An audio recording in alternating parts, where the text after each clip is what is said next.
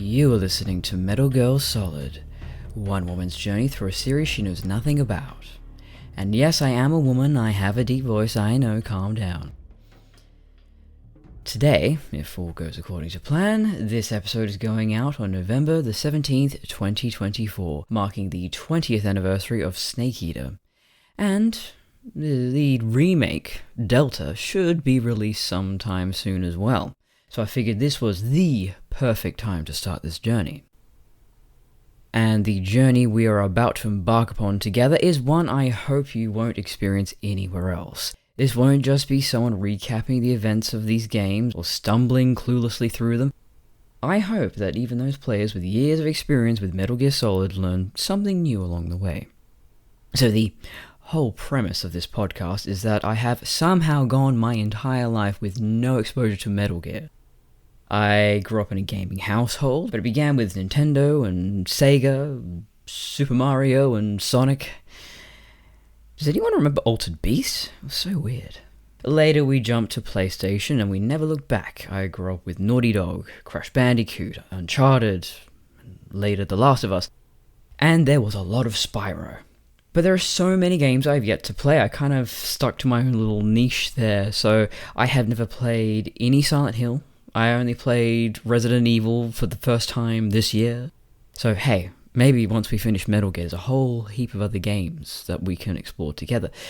But the point of this series is that the games were not released in chronological order, but I'm going to be playing them in chronological order.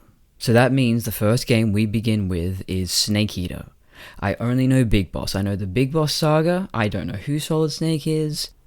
I might not even like him, he is a pale imitation compared to Big Boss, we shall see. But first I'll give you my credentials. I studied costume design at the Western Australian Academy of Performing Arts, very fancy. So I understand the language of costume. I'm also a bit of a military geek, I go to military swap meets and collect uniforms and equipment and all those little bits and pieces. So I can share all those little hidden details in the costumes of Metal Gear, especially the games that take place in real time periods.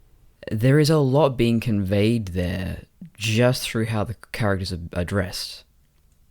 And I also studied a librarianship degree, so I am able to research to an academic standard.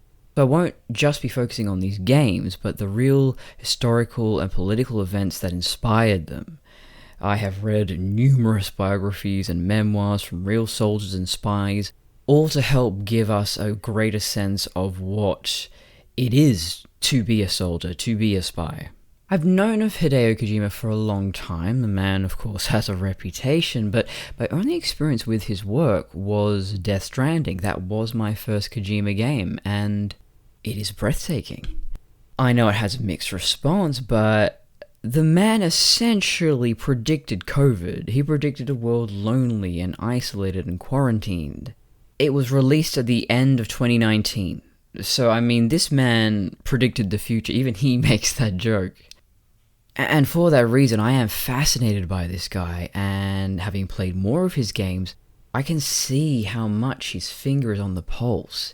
He's able to look at the politics and culture and collate all this seemingly unrelated data to predict where it's all going with shocking accuracy. I also feel he understands the loneliness of the creative mind, as well as I do. I feel a kind of affinity for him. How did this journey of Metal Gear Solid begin for me? Well, one day, out of the blue, I was wandering through a cash converters, or a pawn shop for you Americans, and I saw Metal Gear Solid V. It's not Metal Gear Solid 5, apparently. Kojima says, no, it's a V, MGS-V. I saw MGS-V on the shelf. And I had a voucher, and I had always been curious about the Metal Gear series, so I thought I'd start with this one, having no idea if that was the right place to start or not, no idea what I'm doing. So I told my mate Alex at the time, and he went, no, stop, do not play MGS-V. He came over that afternoon, I think, gave me his old PS3 and the Legacy Collection. But then he just told me to play in whatever order. He just said, just don't play MGS-V. Just literally play any other Metal Gear game. Just do not start with MGS-V. It won't make any sense. Alright. So then I told my other mate, Phil. And he went, no. Okay. what you got to do is play Snake Eater. I want you to play it in chronological order, the first game in the timeline, and then maybe we can make a podcast out of it. We did. So this is actually my 4th pilot. So I did 3 with Phil. And whether he comes in and joins the podcast again, I have no idea. I think he's kind of given up at this point, but I am loyal to the end. I want to see this through. I've spent years, 3 or 4 years at this point, researching Metal Gear. And, well, specifically the Big Boss saga. I don't know what happens after that, but yeah, I mean, this series has become such a big part of my life. So I can happily talk about this for years, and we probably will be here for years. There's a lot of games. The first couple of times we tried to make this series happen, we couldn't even figure out the structure. There's just such an overwhelming amount of information to cover in these games, and I had no real insight, because I was going in totally blind. I was playing Snake Eater bit by bit. I hadn't played the entire game while we were recording. I'd play maybe an hour, and then we would talk, I think. All I could really say is, oh, yeah, that's kind of funny and weird. Yeah, it kind of reminds me of James Bond. I had really nothing to say, and my notes were bare bones. I was just recapping what was happening. And I've watched a lot of YouTube channels and podcasts. I won't name any names, but I've watched a lot of Kojima and Metal Gear shows and taken notes and seen what works and what doesn't. And yeah, for me, a lot of them lack that cohesion, that focus, and that's what we were struggling with in our first few iterations of this podcast, is how do you approach it, and how do you really do this justice and go down into the depths that it has. And I feel few of these video essayists or podcasters really get into it the way I know I can, especially with this structure that we've established now. So I'll go into how this series will work later on, but I'm just going to tell you about our process to get to this point. So we had recorded an entire season of Snake Eater, which he ended up not liking and starting all over again. But after we'd finished that first iteration of our Snake Eater season, I went off and played Peace Walker. Then, suddenly, everything changed. My life and Metal Gear became entwined and mirrors of each other in profound and unexpected ways. No longer were these games for entertainment, they became a spiritual journey for me that helped me climb out of hell. And that sounds dramatic, but it's true. Much like Venom Snake, I woke up one day in a hospital, no memory of how I got there. I didn't even understand what had happened to me. First thing I noticed, I was lying on my right side and my left ear felt really stuffy. It's like I had water trapped in there or something. And I was probably high on all sorts of painkillers. I really don't recall too much physical pain, at least during that period of my recovery. And the whole left side of my face was numb. I couldn't open my eye, my lip was sagging on that side, and someone explained to me, and I don't know how many times they explained it to me, because I had a traumatic brain injury, I couldn't remember anything, so I probably asked many times, but this time that I do remember, they said, oh, you were hit by a car, and my head struck the ground on my left side. So the scar tissue on that side of my brain, I am permanently, partially, thankfully, deaf in that ear. It's not completely deaf, but I do have to deal with tinnitus forever. And I was so careful with my hearing. I didn't have music up loud, and I didn't go to concerts without earplugs, all that sort of stuff. But yeah, no, I got permanent damage to that ear. I need a hearing aid.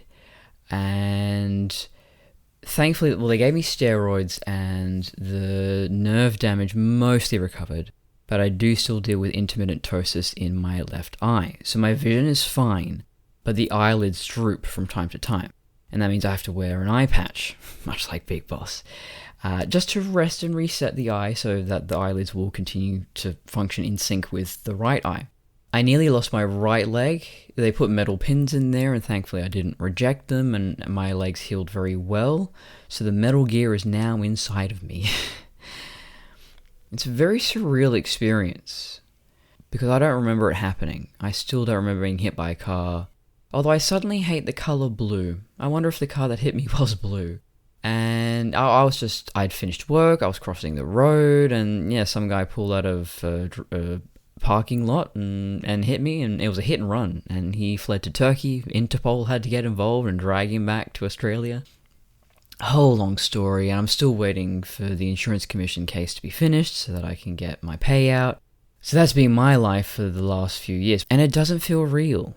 Much like Venom Snake, I feel like I've woken to this world where people insist that reality is a certain way, and yet I do not connect with it. I don't remember, I don't recognize it. I even had to contact the hospital to get a full record of all my medical notes of my time in the hospital.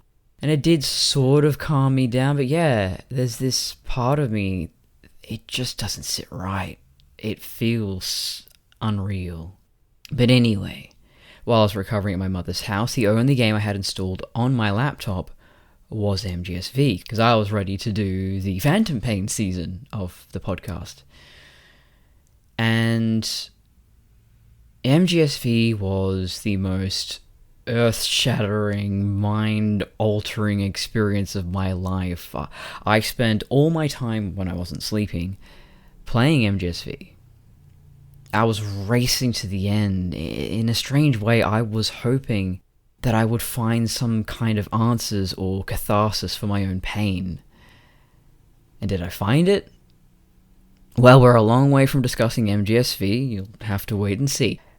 But man, I had the most intense, lucid dreams of my life all about Metal Gear during that time. These games really mean so much. Got me through this experience.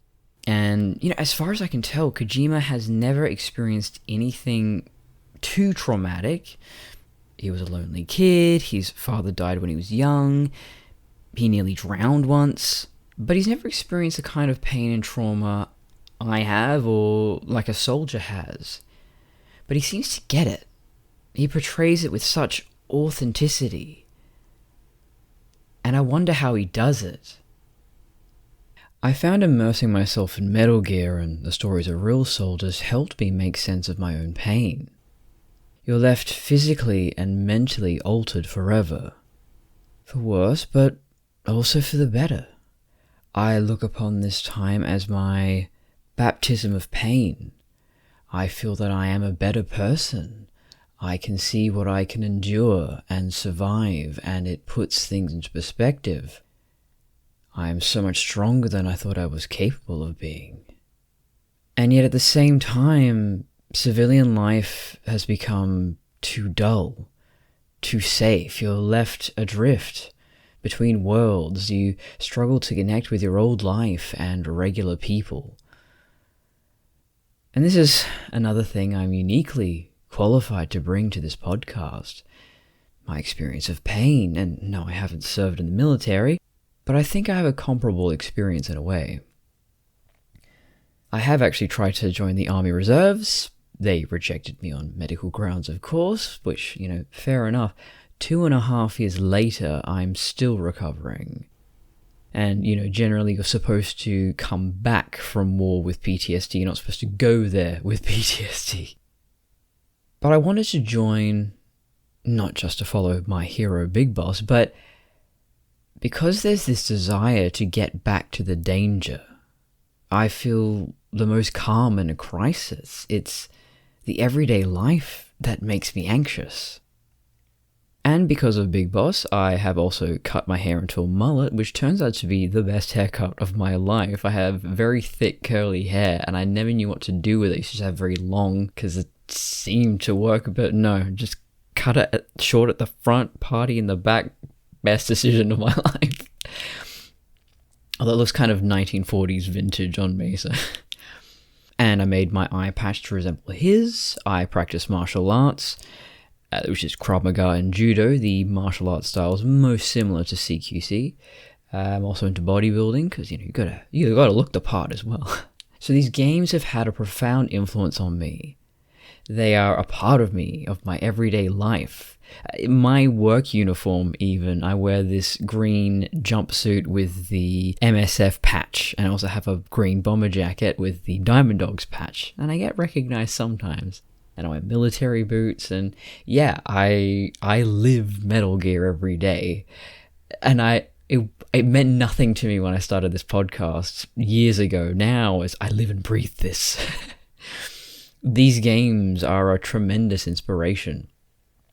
So at this stage, I know the Big Boss saga. I love Big Boss. I am told he becomes a villain. It's supposed to be this Anakin to Darth Vader story arc. I don't want to believe it. My hero Big Boss? Will my feelings about him change? How will I feel about Solid Snake? Will he just be a pale imitation to me? Let's find out together, shall we? And here I will lay down the structure, the layout of the show. Each episode will cover approximately 30 minutes of gameplay. It will begin with a narrative recap. What's a narrative recap, you ask? Well, you'll just have to wait and see. Then we will have a discussion on the events of the segment. Then we'll have a discussion on the events of the segment, anything I've noticed, and draw comparisons to real-world events, the politics, the equipment, the vehicles, anything I can think of. Then we will read through the relevant pages of the Piggyback Game Guide, as well as the Japanese novelization, and I am by no means fluent in Japanese, but I do alright translating these books that most of you listeners wouldn't be able to access any other way. I've actually been studying Japanese, it's before the podcast, for about 5 years now, and I will be going to Japan in February. Let's see how I fare. Another segment will be discussing my thesis based on Simulacra and Simulation by Baudrillard, which was the foundation, in part, for The Matrix. And I'll be exploring these concepts of simulacra and simulation as depicted in the Metal Gear series. It's pretty complicated, but I'll go into more depth about how this will work in future episodes. But essentially, Kojima is an expert at playing with the layers of truth and reality, and especially through the media and how information is passed to the populace. And I want to give special focus on that element throughout these games. Now, does that sound good? I think it sounds pretty good. I hope you'll join me. Over and out.